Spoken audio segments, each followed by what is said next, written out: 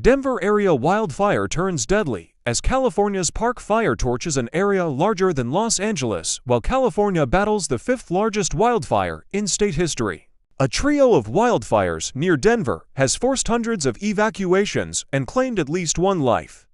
Here's the latest on a barrage of blazes burning in several western states.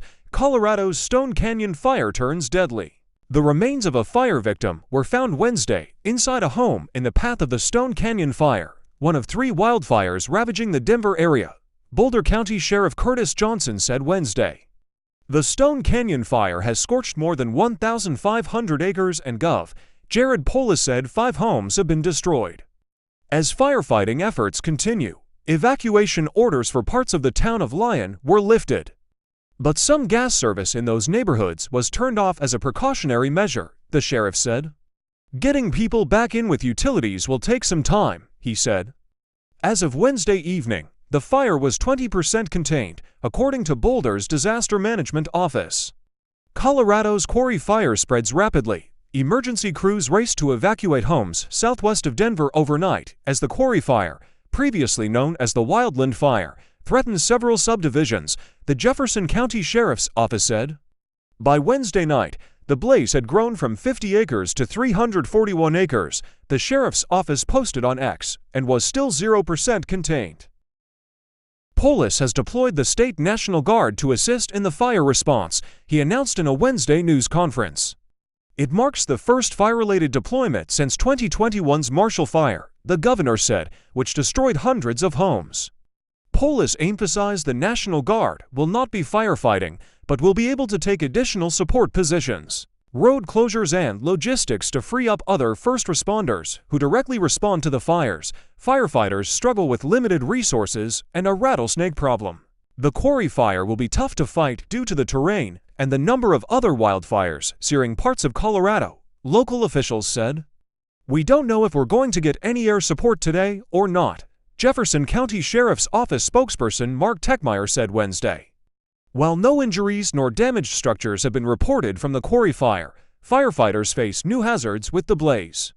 The terrain is mountainous, steep, and really hard to navigate on foot, Techmeyer said. On top of that, we have a rattlesnake problem to deal with. In addition to the quarry and Stone Canyon fires, Colorado is also grappling with the Alexander Mountain Fire, which has singed more than 7,600 acres north of Denver and was 1% contained as of Wednesday night.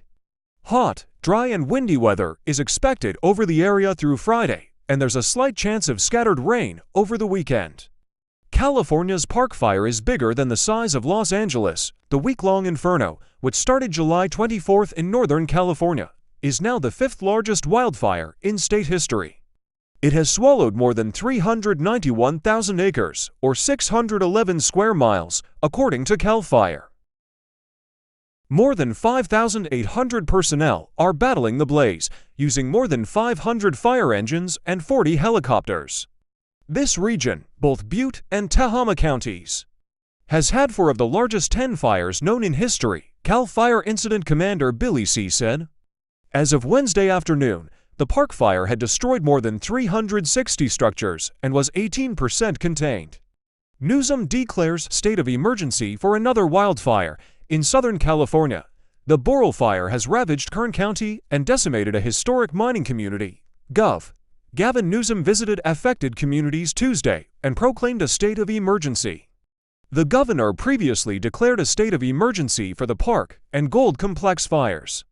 Suspect accused of starting the Park Fire could face more charges. Ronnie Dean Stout II, the man suspected of starting the Park Fire, has been charged with arson, according to a felony criminal complaint filed Monday. Authorities said a witness saw him pushing a burning car down a 60-foot embankment.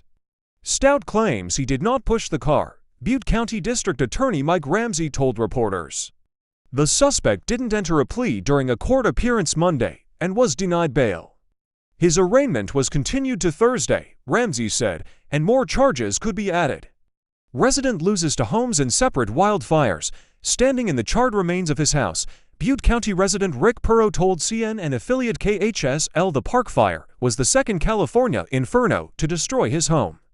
After the deadly 2018 Camp Fire obliterated his house, Perot and his wife moved to the Forest Ranch community in Butte County. There, Perot educated his neighbors on defensible space, which he credits for helping save dozens of neighbors' homes.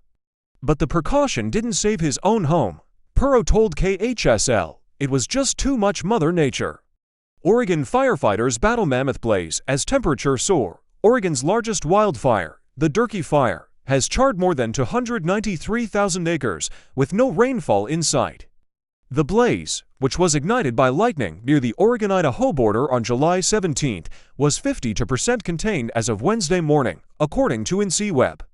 No rainfall is expected the rest of the week, and temperatures are expected to soar to triple digits by the weekend, potentially impairing firefighting efforts.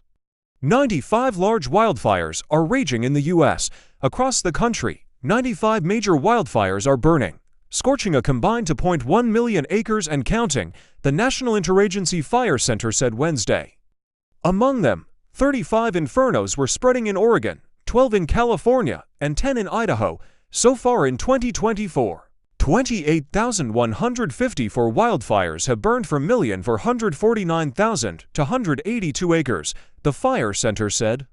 The amount of land torched so far this year is more than the square mileage of Connecticut. The agency stressed the need to have firefighters and firefighting resources available for an initial attack in areas with a high likelihood of fire breaking out. The vast majority of fire starts are contained at small sizes within 24 hours of their discovery, the Fire Center said. Gusty winds could further fuel fires this week, as the heat is expected to intensify across much of the West through Friday.